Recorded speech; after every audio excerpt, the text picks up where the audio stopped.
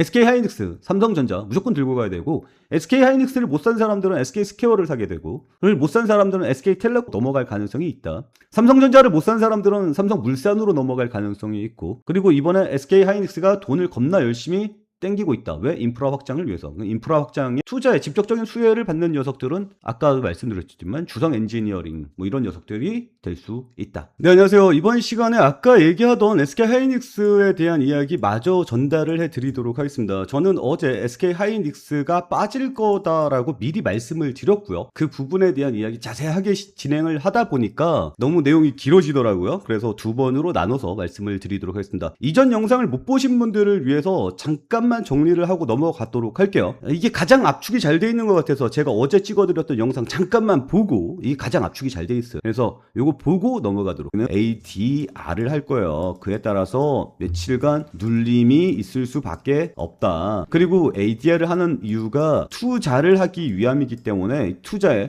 40조 원이 들어오는데, 이게 들어오면 환율이 눌릴 가능성이 높으니 우리나라 대기업이 집 나갔던 외국인들의 재등장이 될 가능성이 높다. 그리고 이 ADR을 하면서 삼성전자의 주식 시총을 넘어섰기 때문에 삼성전자 역시 재평가를 받을 가능성이 높다. 그리고 ADR을 하게 되면 미국 지수 펀드에 뭐 필라델피아 반도체 펀드라든지 이런 펀드에 가입될 가능성이 높다. 그에 따라서 패시브 자금이 들어올 가능성이 높다. SK하이닉스는 잠깐 눌렸다가 다시 한번 상승세, 2차 상승세가 나올 것이다. 그것을 우리는 리밸런싱이라고 부른다. 재평가라고 부른다. 이 재평가가 들어오는 기간에 삼성전자도 역시 또 재평가를 받을 가능성이 높다. 그러면 환율도 유리하고 삼성전자의 재평가 구간도 유리해지는 상황이 발생한다. 삼성전자와 SK하이닉스가 둘 다 재평가받으면서 상승해주면 지수의 재평가가 일어나기 때문에 집 나갔던 외국인들이 돌아오면서 우리나라 대기업들, LG전자라든지 두산에너빌리티라든지 이런 녀석들의 재평가가 일어날 가능성이 높다. 그리고 ADR을 때리려고 했었던 원인 자체가 투자이기 때문에 이 투자에 들어가서 영향을 수혜를 보는 녀석들의 목록은 반드시 여러분들이 필요하다. 이렇게 좀 정리를 해보도록 하겠습니다. 그래서 전체적으로 내용이 이해가 가시죠? SK하이닉스는 단기간 눌릴 가능성이 높다. 그 이유는 뭐 여러 가지가 있겠지만 일단 ADR이라는 게 있고, 이건 이따가 좀 말씀을 드릴 거예요. 그리고 지금 스페이스X가 많이 눌리는 모습이 나타났기 때문이다. 그래서 기술주가 심리적 약세를 보이고 있기 때문에 빠지는 모습이 나타나는데, 25일날 마이크론의 실적 발표가 예정이 되어 있기 때문에 25일 이후에 재반등이 일어날 가능성에 대해서 여러분께 말씀을 드리고 싶은 거다라는 게 지난 시간의 이야기였습니다. 그리고 미국장에 지금 영향을 가장 많이 주고 있었던 내용들이 스페이스 X에 관련된 내용, 그리고 그에 따라서 기술주가 약세를 보이고 있었다는 내용, 그리고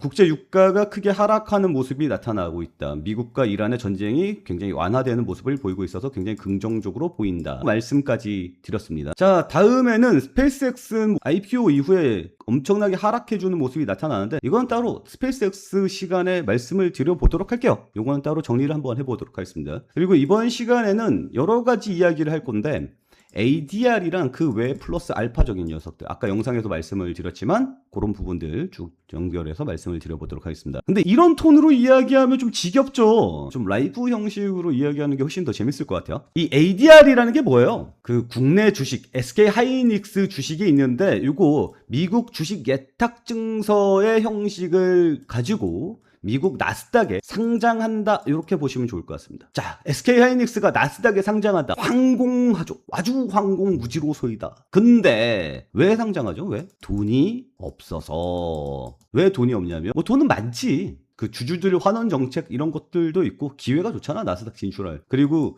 이번에 그 겁나 확장하겠다라고 이야기했죠. 웨이퍼 생산력을 늘리겠다라는 이야기했잖아. 웨이퍼가 뭡니까? 반도체에 들어가는 메인 기판을 이야기하는 겁니다. 웨이퍼 생산 능력을 높이겠다라는 이야기를 하면서 거기에다 돈 때려 붓겠다. 근데 돈을 필요하니까 상장하겠다. 그리고 이번에 나스닥에 상장하며 미국의 반도체 선물 지수에 포함이 될 가능성이 매우 높아지게 되고, 그러면 우리나라 주식은 이제 더욱더 나스닥과 합작이 되어가는 느낌으로 갈 수 있겠죠. 그리고 반도체 지수에 그 SK하이닉스가 들어가게 되면 패시브 자금이 미친 듯이 들어오게 될 거고요. 그 패시브 자금이 들어오면서 기본적으로 주가를 들어 올리는 모습이 나타나겠죠. 그래서 이 패시브 자금이 ADR 한다고 ADR 하면은 패시브 자금 들어오겠네. 거기에 따라서 미친 듯한 자금이 미리 들어오고 있어서 최근에 SK하이닉스 주가가 올랐고요. 얼마나 많이 올랐어요? 삼성전자 주식을 때려잡은 모습으로 보이는 겁니다. 이해가 가죠? 어쨌거나 제가 주목하고 있는 것은 이 ADR이요. 상장한다라는 기대감으로 주가가 너무 많이 올랐단 말이에요. 항상 이벤트라는 건 종류의 개념이 있습니다. 그러니까 뭐 예를 들어서 제약바이오 같은 경우에는 FDA에 신청을 했어요. FDA 승인이 됐어요. 라는 이야기가 나오면 빠지거든요. FDA에서 신청 불발됐어요는 이렇게 빠지고요. FDA에 승인이 났어요 이러면 이렇게 빠집니다. 결론은 빠지는 거예요. 이해가 가요? 이게 이벤트 종료라는 개념이야. 이번에 실적이 겁나 좋을 것 같아요. 실적이 좋다고 우와 실적 발표날 빠집니다. 이게 이벤트 종료의 개념이에요. 실적이 겁나 좋아도 빠집니다. 이해가요? 이 앞에 많이 올랐다면. 그래서 이 앞에 실적이 겁나 좋을 것 같은데 주가가 안 올라. 그럼 실적 발표날에 뜁니다. 그리고 밀려요. 왜? 기대감이 별로 없잖아. 사람들에게 기대감이 없잖아. 근데 실적 발표가 겁나 좋아. 근데 주가가 겁나 많이 올랐어. 이러면 빠집니다. 기승전 빠집니다. 이벤트 종료. 그리고 다시 올라가죠. 그래서 이 낙폭을 먹어야 돼요. 바닥에서. 올라갈 때 막 심장이 막 쿵쾅쾅쾅 뛰지. 막 주가 막 올라가면. SK하이닉스 막 며칠 전까지 막 올라갈 때 어때요? 어제까지 올라갔잖아. 심장이 막 쾅쾅쾅쾅 뛰지. 이거 못 잡을까봐. 빨리 들어가고 싶지. 근데 항상 얘기하잖아. 주가는 이런 식으로 올라가는 주식은 없어요. 이런 식으로 올라가는 거지. 이 타이밍을 노려야 된단 말이에요. 그래서 이런 타이밍이 언제 나타나냐? 이벤트 종료 기간에 나타난다. 여기 보면 업계에 따르면 ADR 상장 심사 결과 발표를 할 예정이다. 언제? 2일 현지 시간. 오늘 23일 있잖아요. 그러니까 새벽에 났을 것으로 예상을 하고 있는데 내용이 없어요. 지금 나와 있는 뉴스 중에 ADR 상장이 미국 증권거래소에서 승인이 났습니다라는 뉴스는 아직까지는 없습니다. 근데 뭐 추정컨대 되지 않았을까라고 생각을 해보고 있어요. 그래서 오늘 SK하이닉스 주식이 저렇게 빠지는 게 아닌가, 이벤트 종류의 개념이 아닌가라는 생각을 하고 있습니다. 어쨌거나 투자 5%가 들어가거든요. 이 ADR 상장에 2.5%가 들어가요. 왜 그러냐면 ADR 상장을 하기 위해서는 주식을 갖다 맡긴다는 거 아니에요. 주식을 갖다 맡긴다라는 뜻은 내가 가지고 있는 주식을 가서 맡기는 방법도 있고요. 없는 주식을 만들어서 맡기는 방법이 있습니다. 없는 주식을 만들어서 갖다 맡기는 방식이 뭐예요? 이걸 이제 증자라고 이야기를 하죠. SK하이닉스는 이 증자 방식을 사용할 건데 X가 왜 2.5%냐면 SK하이닉스의 최대 주주가 SK스퀘어의 주식이 가지고 있습니다. SK하이닉스 주식을. 그래서 얘네가 20 이상을 가지고 있어야 국내 법상 지주사의 지위를 계속해서 누릴 수가 있어요. 그러니까 얘네들이 희석시킬 수 있는 건 0.5%밖에 없어요. 그래서 증자를 때려서 주식수가 전체적으로 늘어나잖아요. 그러니까 예를 들어서 100g에 5g의 소금이 들어가 있으면 이거는 그 농도가 5라고 칩시다. 근데 5점이라고 칩시다. 그래서 5.5g이 나왔어. 그러면 2.5g을 5g으로 만들기 위해 이 얼마나 더 타야 될까? 야, 요거 머리가 복잡하죠. 오랫동안 머리를 수학적으로 안 굴려봤더니 요거 좀 복잡하죠. 근데 감은 때릴 수 있지. 물을 더 타서 전체 희석량을 늘려야 5g으로 만들 수가 있다. 5.0으로 만들 수 있다. 농도를. 요거 대충 이해가 가죠. 그래서 요 물을 얼마나 더 탈 것이냐. 그게 이제 2.5를 더 타면 퍼센트의 주식이 희석되면서 20% 이상의 주식을 SK하이닉스 주식을 가질 수가 있다라는 거예요. 그래서 SK하이닉스 주식의 2.5%를 증자를 할 거고 그 증자를 한 거를 미국에다가 맡겨서 상장을 시키겠다. 그러면 증자된 금액이 얼마로 평가되느냐? 대략 지금 40조, 45조 뭐 이렇게 평가가 되고 있죠. 그래서 이 돈들이 들어오면 SK하이닉스 인프라를 늘려서 반도체를 더욱더 늘릴 것이에요 라고 이야기를 하는 거고요. 이 이야기를 한 발 더 나가서 생각을 해보면 얘네가 어디에다가 늘릴 거예요? 라는 질문이 던지겨지겠죠. 뭐 웨이퍼 생산량을 늘린다든지 뭐 블라블라 이야기들이 나올 겁니다. 거기에 걸리는 PSK 홀딩스 시가총액을 보고 얘기하는 게 좋을 것 같아요. 원익 IPS 맞아. 원익 IPS가 거기에 걸리고요. 주성 엔지니어링이 걸립니다. SK하이닉스가 이번에 ADR을 하고 난 다음에 돈이 들어왔을 때 투자를 할 거고 그 투자의 직접적인 혜택을 보는 녀석이 원익 IPS와 주성 엔지니어링입니다. 여기까지 이해되시죠? 얘네들이 지금 주가 같이 빠져주고 있단 말이에요. 보이죠? 이것도 기회예요. 왜 이게 기회냐면 7월 1일에서 3일 요때 코스닥 상장 30주년 행사가 있습니다. 코스닥이 만들어진 지 30년이 되었어요. 그래서 30주년 행사가 있고요. 이 30주년 행사에 코스닥 승강제 발표가 나올 가능성이 높습니다. 코스닥 승강제 발표라는 것은 그동안 코스닥이 코스피에 비해서 너무 많이 밀렸잖아요. 그러니까 코스닥에 쓰레기 같은 종목들이 너무 많은 거야. 그래가지고 쓰레기 같은 것들 쳐내고 세 등급으로 나눕니다. 프리미엄 등급, 스탠다드 등급, 쓰레기 등급. 이러면 이거 일본에서 미리 했거든요. 한 3년 전? 그때 일본에서 미리 승강제를 했어. 그랬더니 프리미엄 등급에 돈이 겁나 많이 몰리더라라는 결과가 나왔거든요. 이 프리미엄 등급에 끼냐 안 끼냐가 굉장히 중요한 건데 반도체는 반드시 들어가겠죠. 그래서 시가총액 상위 쪽으로 보면 뭐가 들어가요? 주성 엔지니어링이랑 원익 IPS 이 두 가지를 저는 유력하게 보고 있습니다. 그래서 이 녀석들이 7월 초까지 그러니까 6월 말까지 주가가 빠져준다면 굉장히 땡큐한 자리가 나온다. 구조적으로 상승할 수밖에 없다. 왜? SK하이닉스가 ADR 한 다음에 돈 받으면 그거 가지고 투자한다. 그걸 직접적으로 혜택 보는 애가 원익 IPS랑 주성 엔지니어링이다. 근데 코스닥 승강제 때문에 패시브 자금이 또 들어온다. 주가가 상승하냐 마느냐? 상승하겠지. 상승하겠지. 그래서 지금도 이미 고점이라고 생각하는데 빠져주면 또 올라간다. 그리고 우리나라 주식은 지금 현재 고점을 논하면 안 돼요. 아까도 말했지만 지금은 빅테크들이 데이터 센터를 짓기 위해서 천문학적인 돈을 내년까지는 안정적으로 때려 박아줄 거란 말이야. 그러니까 그 얘기는 뭐냐면 이 데이터 센터에 들어가는 반도체 얘네들은 계속해서 물량을 늘려 나갈 수밖에 없어요. 없는데 지금 없는 걸 억지로 뽑아내고 있는 상황이잖아. 특히 없는 걸 억지로 뽑아내고 있는 상황이 어디예요? MLCC란 말이야. 이 MLCC가 뭐냐면 저장고라고 해요. 전력 저장고. 그러니까 데이터 센터를 운영하는 데 있어서 전기가 안정적으로 공급이 되어야 되는데 이 공급되는 전기가 이렇게 튀면 안 되잖아. 그러니까 이 튀지 말라고 쫙 잡아주는 저장소 같은 거 그게 MLCC입니다. 그 MLCC가 이렇게 잡아줘도 안정적으로 데이터 센터를 돌려야 되는데 이거 1위가 어디냐면 무라타거든요. 일본의 무라타. 근데 얘네가 공급을 하다 우리는 더 이상 못하겠어요. 우리의 맥시멈 캐퍼는 여기까지인 것 같아요. 그러니까 돈을 올릴게요. 이렇게 이야기를 하면서 지금 MLCC 가격을 올렸어요. 그래서 삼성전기가 세계 2위거든요. 뭐 무라타가 가격을 올린다고? 그럼 우리도 같이 한번 올려볼까? 이러고 싹 올립니다. 그래서 삼성전기가 최근에 잘 나가는 거예요. 이해가죠? 뭐 어쨌거나 지금 그래서 원익 IPS랑 아주란다.